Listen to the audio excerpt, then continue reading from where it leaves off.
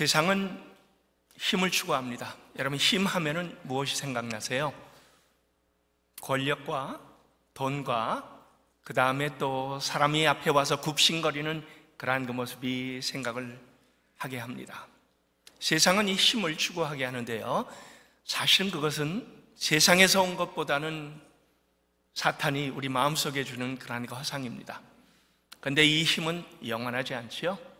이 힘은 오래 가지는 않습니다. 근데 이 세상은요, 권력이 높아질수록, 자리가 올라갈수록 힘이 커진다, 그렇게 생각합니다. 그래서 이 세상 조직에서는 위아래가 너무나 분명하지요. 세상의 권위는 힘의 원리가 작용한다. 그리고 힘을 추구합니다. 힘을 원합니다. 모든 우리가 살고 있는 그 안에 다양한 조직들이 있지요. 그리고 그 조직 안에서 이루어지는 모든 일들이 보면은 힘의 그 원리가 그 안에 있습니다. 외교도 마찬가지예요. 큰 나라, 힘 있는 나라, 그리고 또 힘 없는 국가, 기업, 비즈니스, 직장에 이르기까지요, 모든 것이 항상 존재하는 것이 뭡니까? 누가 더 힘이 세냐? 누가 더 파워가 있느냐라지요. 그래서 이 사람들은요, 힘을 가지길 원하는 이유도요, 다른 사람 위에 올라서기를 원하는 그러한 그 힘의 속성을 알고 있기 때문입니다. 어떻게 해야 그럼 이 힘을 가질까? 사람들이 가장 알기 원하는 부분이고요, 추구하는 그러한 그 부분이기도 합니다. 근데요, 이 힘으로 영향력을 넓히려고요, 권력, 타이틀, 그리고 또 명함에 그것을 주르륵 써갖고 갖고 있는 그러한 그 사람도 많습니다. 힘이란 영향력이다, 이렇게 생각을 합니다. 근데요, 세상적인 그러한 그 힘이 만약에 그 안에서 온다라고 하면요, 그리고 그걸 누가 더 많이 가지느냐, 끊임없는 그러한 그 주도권 전쟁이 벌어진다면요, 교회는 그렇지 않아야 됩니다. 하나님께서 이 교회에 우리에게 주신 그 하나님의 뜻, 우리가 힘써 여호와를 아는데요, 하나님께서 이 교회를 세우신 목적이 무엇이고 하나님께서 교회를 통하여 무엇을 원하시는가 하는 것을 알게 되면요, 세상의 리더십과 교회의 리더십은 분명하게 다릅니다. 근데요, 안타까운 것은 교회에도 은근히 세상적인 힘을 추구하는 그러한 그 모습이 들어와 있다라는 거죠. 여러분, 하나님은 우리를 창조하실 때 힘을 부여해 주셨습니다. 하나님의 형상에 따라 우리를 지으셨습니다. 그리고요, 우리가 그 힘을 어떻게 쓰느냐에 따라서 복의 통로가 될 수가 있고요, 반대로 악 영향을 미치기도 합니다. 모든 창조물을 하나님께서 우리에게 뭐라고 하셨습니까? 다스리라, 그리고 그들을 관리하는 그러한 그 지키는 그러한 그 명령을 허락을 내주셨습니다. 이건 힘입니다. 근데요, 이 힘은 분명히 축복입니다만 우리가 이것을 오해할 때가 너무나 많습니다. 힘은 다른 사람을 지배하기 위한 것, 그리고 하나님 창조하신 모든 만물을 내가 지배하는 걸로 그렇게 착각을 합니다. 그리고 오용을 합니다. 다른 사람이 나를 깔보지 못하게 하고요, 손해를 끼치지 못하게 하고, 그 다음에 그걸 통하여 내가 높아지려고 하는 그러한 그 모습들이 우리 안에 얼마든지 있지요. 내 권위에 도전하지 못하도록, 내 말을 듣도록 활용을 하고 나에게 우호적으로 사용하려고 하는 그러한 그 힘, 그 힘이 은연중에 교회에도 들어와 있다라고 합니다. 더 높이 올라가려고 노력하는 그러한 그 존재들, 바로 우리의 모습입니다. 왜요? 우리 안에는 이 죄성이 여전히 있기 때문입니다. 자, 근데요, 예수님께서는 이 땅에 오셔서요, 우리에게 힘이 완전히 세상적인 힘과는 다른 것이다라는 것을 보여주셨습니다. 예수님께서 우리에게 보여주신 힘은 약함에 있습니다. 강함에 있는 것이 아닙니다. 예수님은 제자들 앞에서 무릎을 꿇고 그들의 더러운 발을 다 닦아주셨습니다. 그러면서 섬기는 것이 힘이다라고 알려주신 거지요. 세상의 가장 연약한 자들을 따뜻하게 맞이해 주셨습니다. 그들의 등을 더다 껴주시고요, 그들의 아픔을 들어주시고 그 아픔 속에 같이 들어가서 그들을 세워주시는 그 일을 예수님께서 친히 하신 거지요. 그 안에 교회가 가지고 있는 힘이 무엇인가 하는 것을 예수님은 너무나 분명히 우리에게 보여주신 겁니다. 예수님의 십자가, 여러분이 예수님의 십자가를 우리는 강함이라고 하지 않습니다. 약함이라고 합니다. 근데요, 이 약함 속에 역설적인 힘이 나타납니다. 우리는 사람 위에 군림하는 것이 힘이 아니고요, 다른 사람에게 복의 통로가 되는 것, 섬기고 그 다음에 내려놓음의 힘을 하나님께서는 교회 안에 너무나 분명하게 알려주고 있습니다. 교회에서 이 직분을 맡은 것도 마찬가지입니다. 위로 올라가는 것이 아닙니다. 내려가는 겁니다. 섬기는 겁니다. 그리고 또 본이 되기 위함입니다. 당연히 교회 안에는 위아래가 없습니다. 하나님께서 어떠한 배경이나 구분이 없이요, 교회 안에 모든 사람은 다 동일하게 하나가 되도록 하셨습니다. 근데요, 당연히 사람이 모이면은 무엇이 필요하지요? 질서가 필요합니다. 하나님의 교회도 질서가 필요합니다. 예수님이 머리 되시고 예수님이 주인인 이 교회에 하나님은 질서를 통하여 사람을 세우시고 그들에게 권한을 부어 주었습니다. 근데 그 권한은 남보다 위에 올라서는 권한이 아니고요, 섬기는 권한이고 세워주는 권한이고, 그 다음에 또 다른 사람을 온전하게 그 내 마음을 다하여 그 아름다움으로 그들에게 본이 되는 그러한 그 권한이다라고 했습니다. 하나님의 이 사역의 효율성을 위해서 조직을 만들고요, 기능적인 책임을 맡긴 건 맞습니다.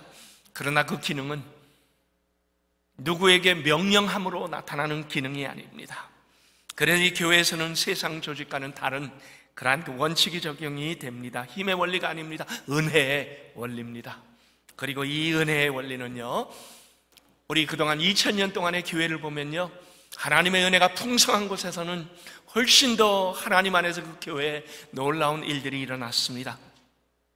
그러나 이 세상적인 힘이 교회 안에 들어오기 시작하면요, 그 교회는 그 다음부터는 진정한 힘을 잃어버리기 시작했습니다. 저는 오늘 말씀을 통하여 영적 리더의 정의를 우리가 한번 알아보고요, 하나님께서 교회 지도력, 이 지도력에 어떤 자격을 부여해 주셨는가 하는 것들을 한번 같이 살펴보기를 원합니다. 첫 번째, 영적인 리더가 무엇인가? 여러분, 이 성경이 얘기하는 영적인 리더가 무엇입니까? 우리 영적으로요, 오랫동안 예수 그리스도를 닮아가는 것, 인격적으로 예수 그리스도 안에서 오랜 경륜을 통하여 본받고 세상적인 모습에서 점점 벗어나 예수님을 올바르게 따라가는 그 다듬어지는 성격을 성숙한 사람이라 그렇게 얘기합니다. 신앙이란 한마디로 예수님 닮아가는 거지요. 예, 그래서 우리에겐 크리스찬입니다. 크리스찬인 Christ-like, 예수님을 닮아가는 것을 우리는 크리스찬이라 그렇게 얘기를 합니다. 근데 여러분, 이것은 긴 과정입니다. 그래서요, 교회 안에서는 보통 우리가 장로나 권사나 집사는요, 오랜 그러한 그 경륜을 통하여 더 많이 다듬어진 사람들, 더 많이 변화된 삶의 증거가 나타나는 사람들이다, 이렇게 얘기를 하죠. 얼마나 우리가 십자가에 더 가까이 나아갈 수 있는가? 그리고 십자가에 가까이 갈수록 내 자아는 깎여집니다.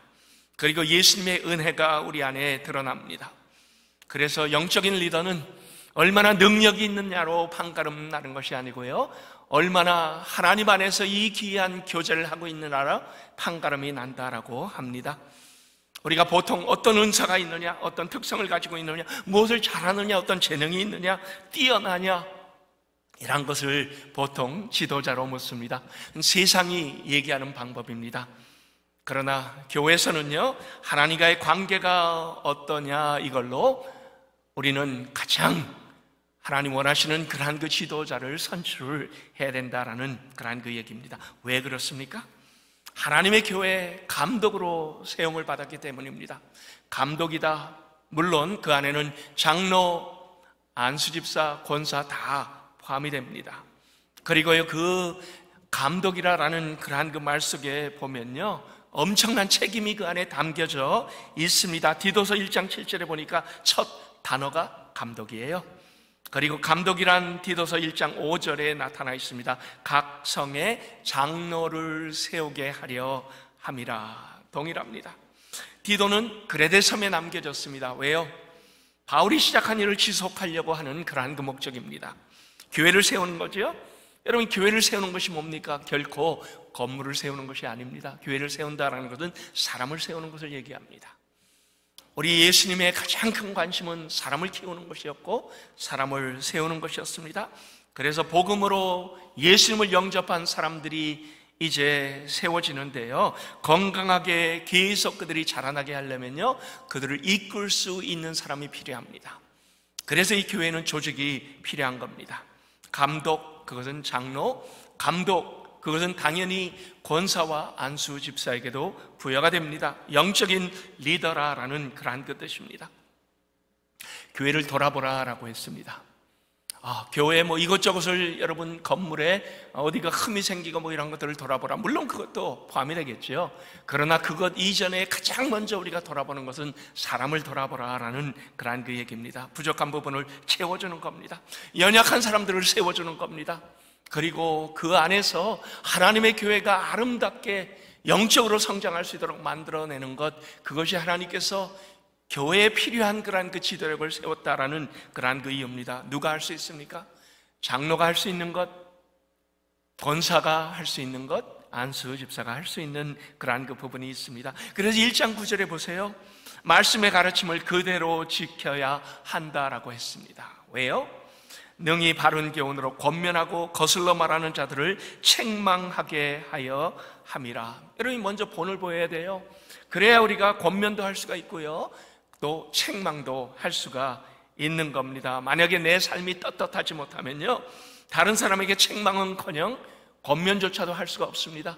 그래서 바른 말씀을 우리가 먼저 지키는 사람, 즉 입으로 얘기하는 사람이 아니고 삶으로 보여주는 사람을 성경은 우리에게 얘기하고 있는 겁니다. 여기 1장 7절에요, 사실 한국 성경에는 빠져 있습니다. 그래서 감독은 하나님의 청지기로서 이렇게 시작을 하지만요, 영어 성경에 보면은 접속사로 시작을 합니다. Since. 왜냐하면 이렇게 시작을 하죠. Since an overseer manages God's household. 왜냐하면요, 이 연결점이 뭘 강조하기 위함입니까? 하나님의 청지기가 어떠한 권위와 어떠한 당위성을 가지고 있냐 하는 것을 우리에게 보여주기 위함입니다. 여러분, 이 당위성하고 권위를 누가 줍니까? 당연히 하나님이 주는 거지요. 하나님께서 그 모든 삶의 모습을 보고 이제는 너는 됐다라고 장로를 세우시는 것이고, 권사를 세우시는 것이고, 안수 집사를 세우시는 것입니다.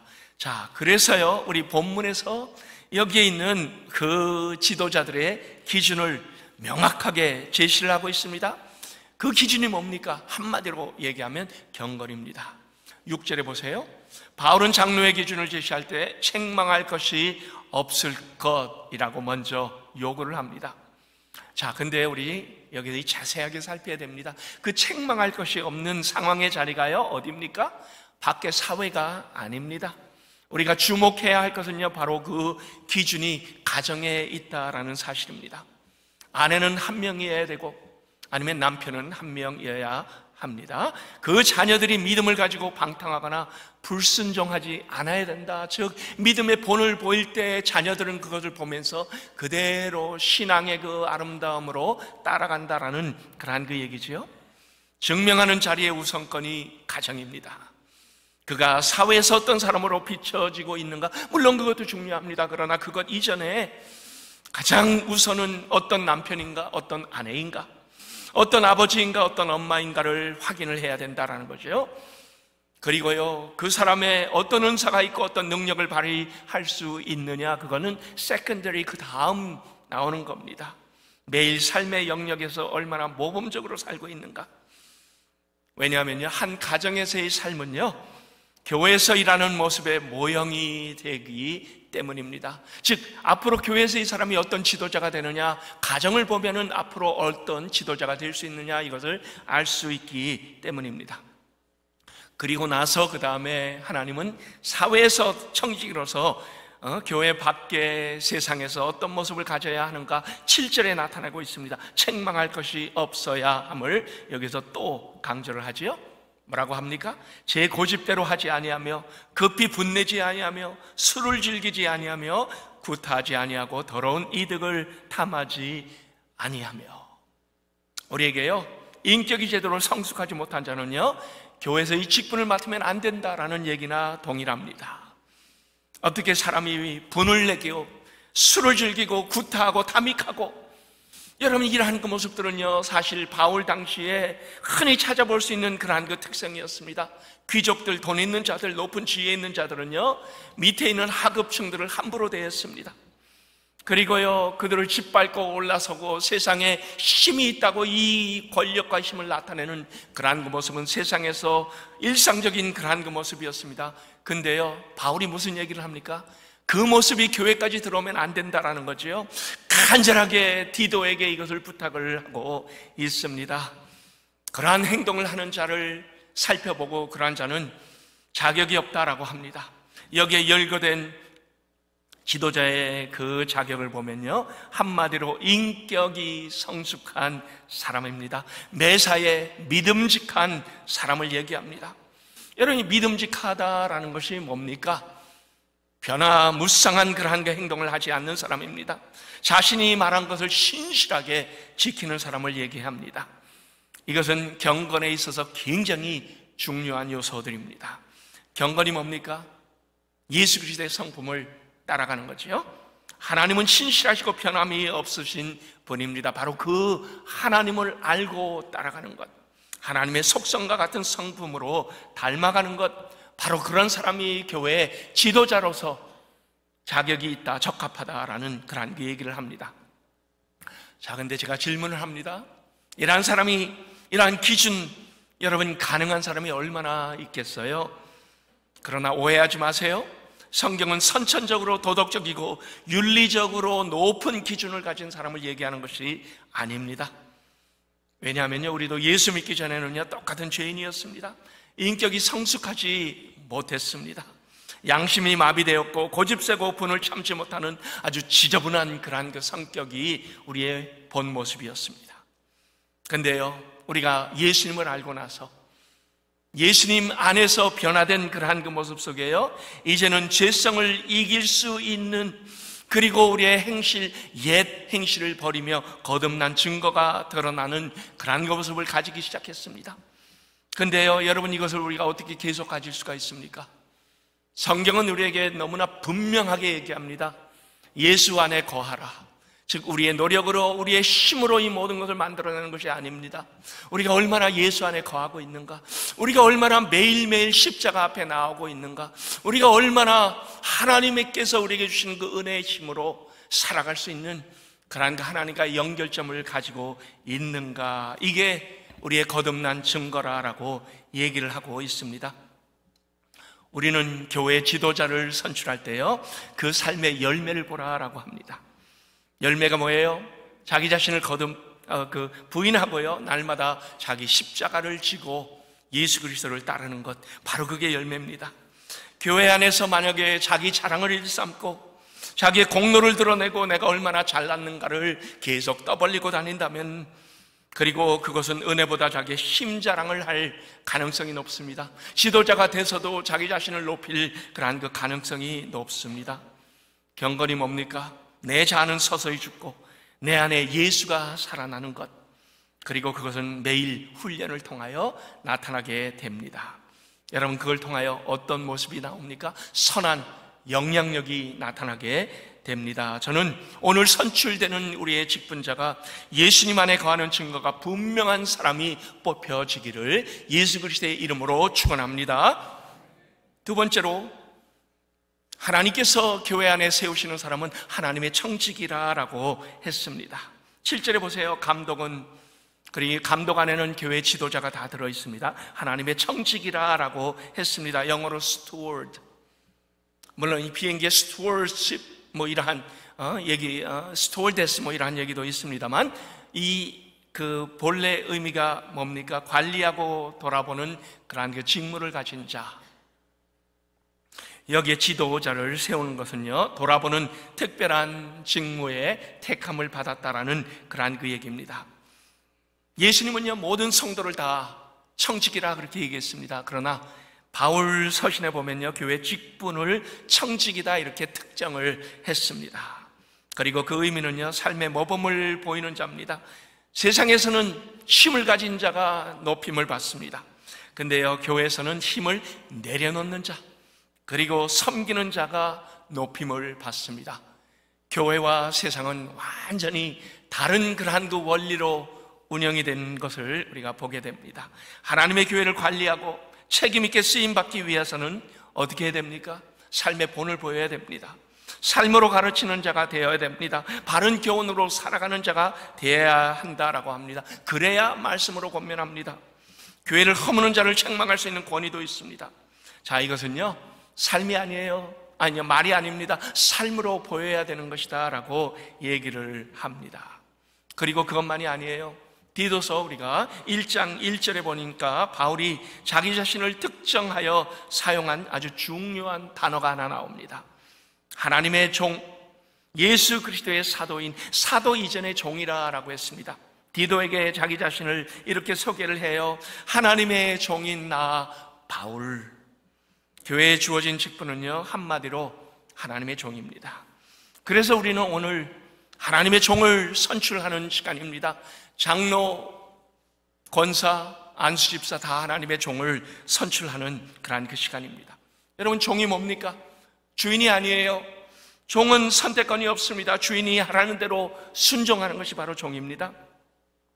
장로, 안수집사, 권사 모두가 다 내 인생의 주권을 온전하게 하나님께 맡긴다라는 그러한 그 의미입니다.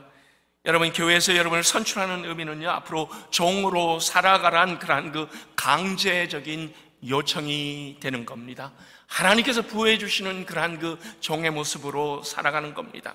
이 종을 한국말로 뭐라고 하죠? 머슴이라고 우리는 부르지요. 예, 맞습니다. 교회 직분자는 머슴입니다.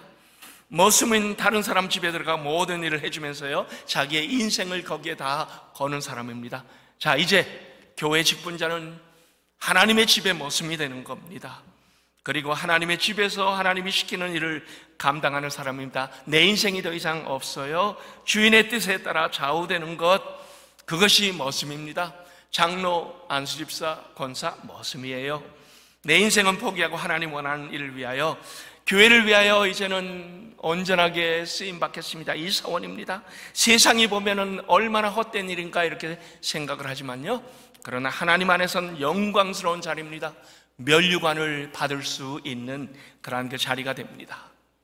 결론을 내겠습니다. 초대교회 때요, 예수님의 제자들은 좁은 길로 갔습니다. 복음을 위하여 십자가를 지는 그러한 그 길로 선택을 했고, 그 길을 그들은 당당하게 갔습니다. 사도 바울을 보세요. 자기 자신을 종이라고 했고요, 그 다음에 그는 순교로 자기의 삶을 마감을 했습니다. 여러분, 교회 직분자는 물론 오늘 우리가 이 순교하자는 얘기는 아닙니다. 그러나 순교 정신으로 하나님 앞에 쓰임받자라는 그것은 여전히 동일하게 적용이 됩니다. 교회 직분자가 목에 힘을 주고 남보다 위에 군림하는 자리가 아닙니다.